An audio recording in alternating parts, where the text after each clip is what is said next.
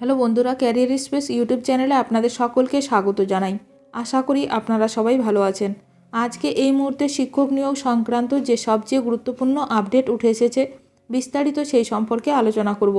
তাই ভিডিওটি অবশ্যই শেষ পর্যন্ত দেখবেন নিয়োগ সংক্রান্ত অনেক নতুন নতুন আপডেট পাওয়ার জন্য। যারা চ্যানেলে নতুন তারা চ্যানেলটিকে সাবস্ক্রাইব করে পাশে থাকা বেল বাটনে প্রেস করে অল নোটিফিকেশানটিকে অন করে রাখবেন, কারণ এমন ধরনের লেটেস্ট আপডেট নিয়ে এই চ্যানেলে সবসময় ভিডিও আপলোড করা হয়ে থাকে। বিএড করে প্রাথমিক শিক্ষক পদে চাকরি, শুনানির প্রক্রিয়া শেষ হলো, আদালতে যা জানালো পর্ষদ। প্রাথমিক শিক্ষক নিয়োগ সংক্রান্ত একটি মামলার রায়দান স্থগিত রাখল কলকাতা হাইকোর্ট। বিএড ডিগ্রিধারী প্রাথমিক শিক্ষকদের চাকরি বাতিল মামলায় রায়দান স্থগিত রাখল আদালত।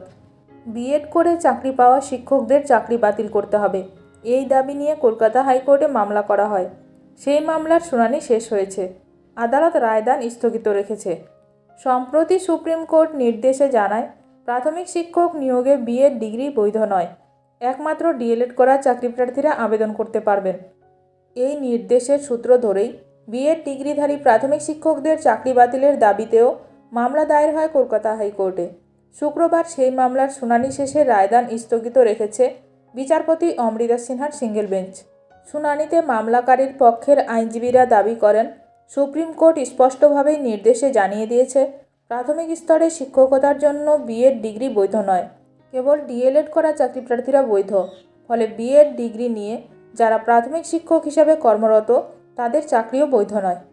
যদিও প্রাথমিক শিক্ষা পর্ষদের তরফে আদালতে বলা হয়, সুপ্রিম কোর্টের ওই নির্দেশ পূর্ববর্তী সময় থেকে কার্যকর করা হবে নাকি পরবর্তী সময়ে তা কার্যকর ধরা হবে তা স্পষ্ট নয়।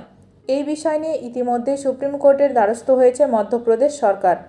সেই মামলার শুনানি এখনও বাকি, তাই এ রাজ্যে এখনই এই বিষয়ে সিদ্ধান্ত নিতে পারে না হাইকোর্ট। মামলাটি স্থগিত রাখার কথা বলে প্রাথমিক শিক্ষা পর্ষদ। যদিও উভয় পক্ষের বক্তব্য শোনার পর বিচারপতি সিনহা পর্ষদের আবেদন খারিজ করে মামলাটির রায়দান স্থগিত রেখেছেন। এই মামলার রায়ের উপরেই রাজ্যের কয়েক হাজার প্রাথমিক শিক্ষকের ভাগ্য নির্ভর করছে। এখন দেখার বিষয় এ নিয়ে আরও কি গুরুত্বপূর্ণ খবর উঠে আসে। ভিডিওটি ভালো লাগলে অবশ্যই লাইক করবেন। আজকের ভিডিওটি এখানেই শেষ করলাম। নতুন কোনো আপডেট নিয়ে দেখা হবে নেক্সট ভিডিওতে।